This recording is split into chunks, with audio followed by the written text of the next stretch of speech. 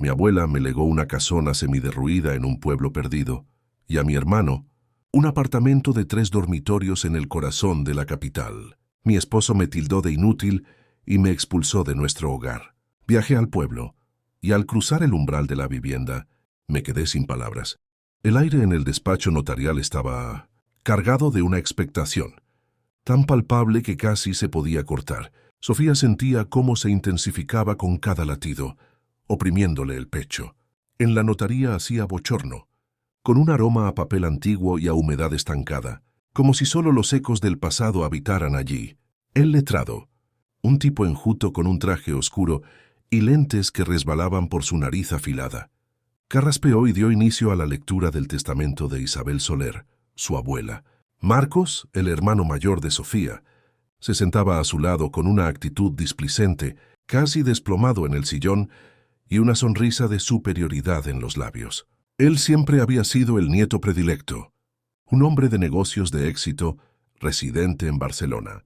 Sofía, por el contrario, era como una silueta difusa a su lado, reservada, de apariencia humilde y bibliotecaria de oficio. Siempre había percibido que su propia vida no era más que un telón de fondo para el deslumbrante porvenir de su hermano. El apartamento situado en la calle Gran Vía número 22. Lo lego a mi nieto, Marcos Soler. La voz del notario era tan monótona que parecía dictar una condena. Marcos enarcó una ceja con gesto de victoria y le dedicó a Sofía una mirada rápida, casi despectiva. Ella, en silencio, se esforzaba por no perder la compostura, aunque una tormenta se desataba en su interior. Sabía de la predilección de su abuela por Marcos, pero albergaba una mínima, tal vez ingenua, esperanza de que hubiera algo de equidad en aquel acto final, la casona ubicada en el pueblo de Rocaforte. Con todas sus propiedades y el terreno circundante, la lego a mi nieta Sofía Soler. Sofía sintió que se le helaba la sangre. Rocaforte, una aldea remota, una casa vieja y ruinosa, de la que apenas guardaba vagos recuerdos. Solo había estado allí una vez, siendo niña. Todo le parecía un despropósito. ¿Qué haría con semejante ruina? Marcos soltó una carcajada. Bueno, Sofía, al menos tienes un premio de consolación. ¿No esperarías que la abuela te dejara algo de valor o sí? ¿Qué piensas hacer con esa antigualla? ¿Cortar leña para el invierno? Sofía no replicó, incapaz de articular palabra. La ofensa se le anudó en la garganta como una víbora. Se sintió vejada, menospreciada. ¿De verdad su abuela la valoraba tan poco como para merecer solo una casona ruinosa en un paraje olvidado? Tras la lectura del testamento, los acontecimientos se precipitaron. Marcos, exultante con su parte, se despidió con desinterés. «No te demores en vender esa ruina o te comerán los impuestos», le espetó al irse. El letrado le entregó a Sofía la documentación y las llaves. Salió de la notaría como flotando en una neblina. En la acera la esperaba Javier, su marido. Tenía el ceño fruncido y los labios apretados. «¿Y bien?», le inquirió sin siquiera un saludo. Sofía le relató lo sucedido con el testamento. La irritación de Javier crecía a cada palabra. Cuando ella concluyó, él estalló. «¿Una casa en un pueblo? En serio, Sofía, eres una inútil, siempre creando problemas. Un apartamento en Barcelona era una gran oportunidad. ¿Y tú qué obtienes? Un montón de cascotes. Eres una fracasada». Esas palabras le dolieron más que las pullas de Marcos. Sofía se había esforzado por ser una buena esposa, por estar a su lado, por apoyarlo, pero él jamás lo apreció. Siempre la subestimaba. Le echaba en cara su supuesta debilidad, su falta de ambición. «Javier, por favor», intentó decir, pero él la cortó en seco. «Basta ya. Estoy harto de cargar contigo. Coge tus cosas y vete. No pienso seguir manteniéndote». Sofía sintió que su mundo se desmoronaba. De repente estaba sola, sin recursos, sin nadie, solo con unas llaves en la mano y una vieja casona aguardándola en un pueblo remoto. Sus ojos se anegaron de lágrimas, pero se las contuvo. No le daría la satisfacción de verla vencida. Hizo sus maletas y dejó el piso que compartía con Javier.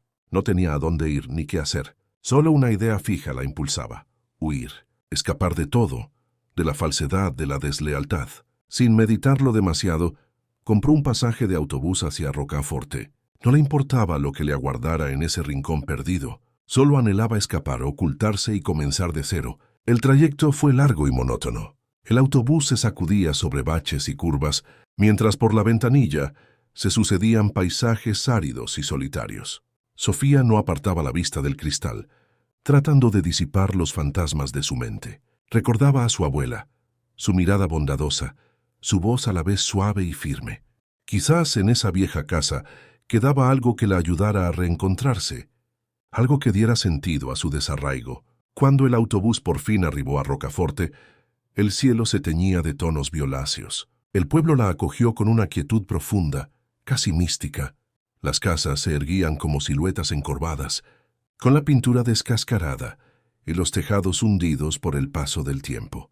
Todo parecía congelado en una era lejana, como si el presente no tuviera cabida allí. Sofía descendió con su maleta y se quedó observando. A lo lejos, entre un bosquecillo de árboles descuidados, reconoció la figura de la casona. Sombría, avejentada, como un coloso adormecido. Un jardín asilvestrado la ceñía, con la maleza trepando por los muros y un halo de abandono que le helaba el espíritu. Arrastrando su maleta con dificultad, se encaminó hacia la casa. Su corazón latía con una mezcla de temor e incertidumbre. ¿Qué hallaría en su interior? ¿Podría aquel lugar desolado ofrecerle un motivo para continuar? Rodeó la vivienda despacio. Por fuera era un eco silencioso del pasado. Pintura cuarteada, contraventanas caídas, maleza por doquier. Todo era un testimonio de abandono y de años de soledad. Sin embargo, para su asombro, al girar la llave en la cerradura y dar el primer paso, no se topó con la ruina que esperaba. El interior estaba pulcro, antiguo sí, pero impecable, como si alguien lo hubiese cuidado con esmero, impidiendo que el tiempo lo arrasara por completo. No olía a humedad, sino a polvo y a madera añeja. Los muebles, aunque gastados, eran de buena factura. De las paredes colgaban fotografías amarillentas, enmarcadas con esmero, con rostros que la observaban desde un tiempo remoto. Sofía presintió que esa casa no estaba abandonada, sino en espera, aguardando algo o a alguien. Mientras recorría las estancias, algo captó su atención al fondo de un corredor. Una pequeña puerta disimulada tras una estantería, como si no deseara ser encontrada. Se aproximó e intentó abrirla, pero la cerradura se negaba. Tuvo que forzar el pestillo herrumbroso con decisión. Un chirrido agudo rasgó el silencio, provocándole un escalofrío. Lo que se ocultaba tras esa puerta no era un simple cuarto trastero, sino una estancia abarrotada de libros. Del suelo al techo se erigían anaqueles cargados de volúmenes de todos los formatos y colores, algunos encuadernados en piel con letras doradas, otros en papel gastado por los años. La habitación no tenía ventanas, pero unas pequeñas rejillas de ventilación permitían la circulación de aire fresco. El ambiente era seco, perfectamente preservado. Sofía se quedó estupefacta. No sabía que su abuela poseyera una biblioteca, y menos una de tal magnitud. Siempre la había recordado como una mujer sencilla, entregada a las labores del campo y del hogar. Pero esta sala revelaba otra faceta, la de una persona culta, apasionada por el saber. Avanzó con sigilo y acarició los lomos de los libros con las yemas de sus dedos. Sentía bajo sus manos el pulso de los siglos, el aliento de otras eras. El aroma era cautivador, una mezcla de tinta antigua, cuero, papel y misterio. Sofía nunca había sido una lectora voraz, pero en ese momento, en aquel santuario oculto, sintió un impulso irrefrenable, una necesidad imperiosa de descubrir los secretos que guardaban esas páginas. Algunos libros estaban en castellano, otros en lenguas que recordaba de sus años escolares, francés, alemán, e incluso algunos en latín y griego clásico. Tomó uno al azar, de cubiertas oscuras con el título apenas legible, y lo abrió. Las páginas estaban amarillentas, pero el texto era nítido. Se trataba de un libro de historia del siglo XVII. Las horas se le escurrieron mientras examinaba tomos. Leía pasajes, intentando comprender cómo esa colección había llegado allí y, sobre todo, por qué su abuela se la había legado a ella. No era solo una biblioteca, era un legado, un fragmento de la historia familiar, un cofre lleno de claves sobre su identidad, su origen y su destino. Impulsada por la curiosidad, continuó explorando el resto de la casa. El sótano estaba seco, algo poco común en una construcción tan antigua. Descendió las escaleras con precaución. En un rincón bajo una vieja lona halló algo inesperado, un baúl metálico, robusto, con una cerradura de combinación. Trató de abrirlo en vano. No conocía la clave, pero entonces un recuerdo acudió a su mente. Su abuela jamás olvidaba los cumpleaños. Era una especie de rito familiar. Probó con su propia fecha de nacimiento. Marcó los números. Un clic. El cofre se abrió. Dentro encontró cartas antiguas, fotografías, cuadernos y documentos, todo perfectamente organizado y atado con cintas. El corazón le latía con fuerza. Sentía que acababa de cruzar un umbral invisible hacia algo mucho más grande. Lo primero que tomó fue un fajo de cartas. Al desplegar la primera, reconoció de inmediato la caligrafía de su abuela, pulcra e inclinada a la derecha, con ese trazo firme que tantas veces había visto en sus cuadernos de niña. El papel amarillento desprendía un aroma familiar, ese perfume sutil de las cosas antiguas que custodian secretos. Al leer las primeras líneas, sintió un nudo en la garganta. Hola, Sofía, mi querida nieta. Si estás leyendo esto, es que ya no estoy aquí, y quizás te preguntes por qué tomé estas decisiones. Sofía se quedó inmóvil. Era como si su abuela le hablara desde el más allá. Las palabras llegaban directas a su alma, como si Isabel la conociera mejor que nadie. ¿Por qué? Marcos recibió el apartamento en la ciudad. ¿Y tú? ¿Una casa vieja en un pueblo perdido? El corazón de Sofía dio un vuelco. Esa era la pregunta que la atormentaba. Créeme, no fue una decisión fácil. Lo medité mucho, intentando ser justa con ambos. Pero con los años entendí que la justicia no siempre consiste en repartir a partes iguales. El verdadero legado no son los bienes materiales, sino la memoria, la historia, nuestras raíces. Y tú eras quien mejor podía comprenderlo. Las lágrimas comenzaron a deslizarse por las mejillas de Sofía. Ya no eran de ira ni de pena, sino de revelación. Marcos siempre estuvo desconectado de nuestra familia. Para él, lo importante era su carrera en la ciudad. El apartamento le servirá de trampolín para su vida. Sabía que lo vendería. Ese es su camino, su elección. Sofía continuó leyendo con la mirada fija, absorbiendo cada frase con emoción. Pero tú, mi niña, tú eres distinta. Siempre has estado más unida a la tierra, al pasado, al corazón. Tú sentías la conexión con nuestros ancestros. ¿Recuerdas cuando leíamos juntas aquellos libros viejos? Cuando te contaba historias de quienes vivieron en esta casa antes que nosotras. Sofía recordó esas noches, con su abuela en el sillón, arropándola con una manta, mientras el fuego crepitaba. Le leía cuentos, leyendas, relatos familiares y ella, pequeña, la escuchaba absorta. El olor a papel viejo, la voz pausada de Isabel, el calor de su abrazo, todo regresó con una intensidad abrumadora. Vi en ti esa chispa, ese amor por lo nuestro, por lo que no tiene precio. Y supe que eras tú quien debía heredar esta casa, no por la propiedad en sí, sino por lo que simboliza. Aquí están nuestras raíces. Aquí vivieron nuestros abuelos y bisabuelos. Aquí se amó, se sufrió y se resistió. Sofía respiraba con dificultad. Su abuela no le había dejado una casona en ruinas. Le había confiado el alma de la familia. La biblioteca que has encontrado es mi mayor tesoro. Pasé mi vida entera reuniendo esos libros, cuidándolos, soñando que algún día alguien los valoraría. Y esa persona eres tú, Sofía. El siguiente sobre contenía instrucciones detalladas. Le indicaba dónde encontrar los documentos que certificaban la autenticidad y el valor de los libros, catálogos antiguos, certificados, correspondencia de bibliófilos e incluso notas de historiadores. También le advertía de las dificultades que podría encontrar si decidía venderlos, y le aconsejaba buscar expertos. Sofía se sumergió en los demás papeles. Halló escrituras de compra, cesiones, testamentos. Uno mencionaba que parte de los volúmenes perteneció a una familia noble que habitó esas tierras antes de la guerra. Otro documento acreditaba que algunos libros fueron un regalo del mismísimo rey Fernando VII, a un antepasado en reconocimiento por sus servicios al patrimonio histórico. Todo adquiría una nueva dimensión. Ya no era una simple colección de libros, sino un patrimonio cultural de valor incalculable que ahora estaba en sus manos. Pero lo que más la conmovió fueron las fotos. En un álbum viejo y grueso, encontró imágenes que casi había olvidado. Ella de niña, junto a su abuela, paseando por el bosque, recogiendo setas, pescando en el río, haciendo pasteles en la cocina entre risas y harina. En una foto estaba sentada en las rodillas de Isabel, escuchando una historia con la boca abierta de asombro y los ojos desbordando amor. La ternura en el rostro de su abuela, el brillo cálido de su mirada, esa mezcla de sabiduría y cariño, todo estaba allí congelado en el tiempo. Y entonces Sofía rompió a llorar, un llanto liberador y profundo. No era de pena, sino de catarsis.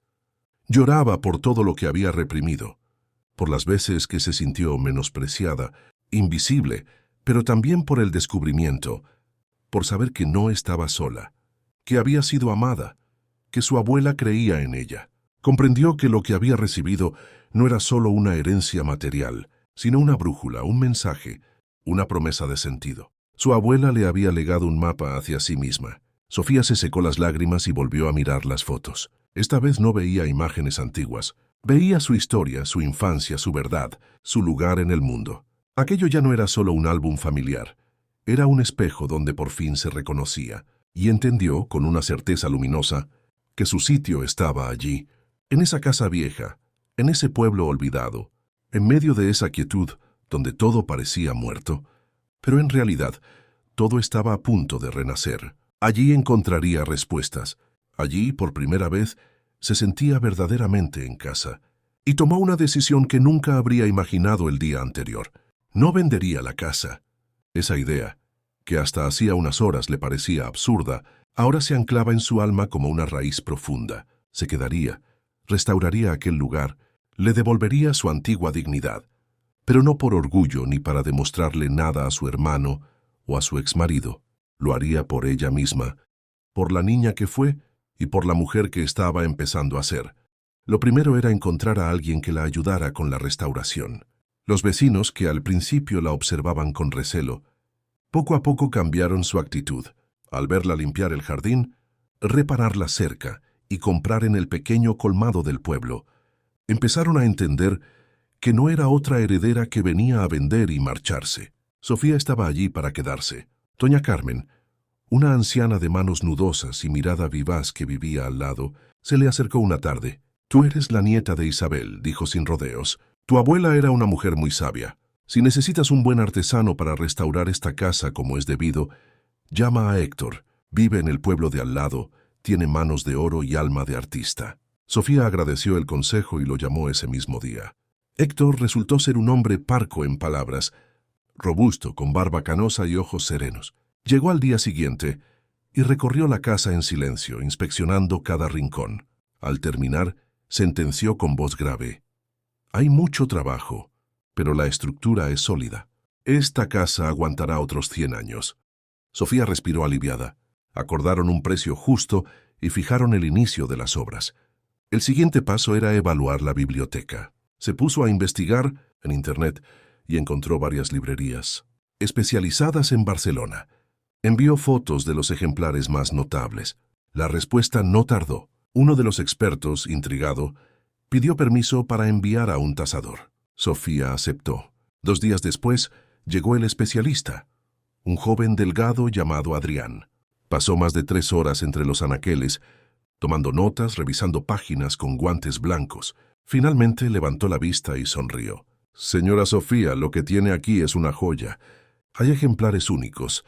Algunos de ellos no han salido a subasta en décadas». A Sofía le recorrió un escalofrío. «Por ejemplo, este de aquí», dijo señalando un volumen en cuero oscuro. «Está en un estado impecable». «Es una rareza. ¿Y cuánto podría valer?». Se atrevió a preguntar. Adrián reflexionó. «Solo este podría venderse por lo mismo que una buena vivienda en Barcelona. Pero hay más, mucho más». Sofía sintió que el suelo se movía. Una sola obra valía tanto como la herencia de su hermano. La emoción la desbordó, no por el dinero, sino por la magnitud del legado que su abuela le había confiado. Adrián le ofreció ayuda para catalogar la colección e incluso mencionó la posibilidad de musealizarla. Pero Sofía, aunque agradecida, le pidió tiempo. Aún no estaba lista para tomar una decisión. Esa misma tarde, recordó otra carta de su abuela. Mencionaba a un viejo amigo de la familia, el tío Miguel, Buscó en la libreta de teléfonos que había encontrado en el cofre y marcó el número. Respondió una voz cálida de hombre mayor. «Sofía, la nieta de Isabel. Claro que me acuerdo de ti, hija. Te vi de pequeña correteando por aquí. Tu abuela fue como una hermana para mí». Sofía sintió un nudo en la garganta. Le contó a Miguel sobre la casa, la biblioteca y sus planes. «Isabel siempre decía que la verdadera riqueza está en la memoria», respondió él. «Me alegra saber que confió en ti. Si necesitas ayuda, consejo o lo que sea, cuenta conmigo. Aunque viva lejos, no estás sola». Y por primera vez en mucho tiempo, Sofía lo creyó de verdad. A la noche el teléfono sonó de nuevo. Era Marcus. «¿Qué tal todo por ahí en medio de la nada?» Su tono era burlón, pero con una nota de inquietud. «Todo va bien, Marcus», respondió ella con calma. «¿Y tú, qué tal tu piso?» «Bien, bien. Escucha, he estado pensando, tal vez deberíamos reconsiderar el reparto. Te cedo el piso y tú me das la casa. ¿Qué te parece?» Sofía soltó una carcajada suave. «¿Sabes, Marcos? Yo también he estado pensando y he llegado a la conclusión de que estoy exactamente donde debo estar. Me gusta esta casa». «Pero si eso es una ruina, es una pérdida de tiempo», replicó él molesto. «Puede ser», dijo Sofía. «Pero aquí hay algo que vale más que cualquier piso.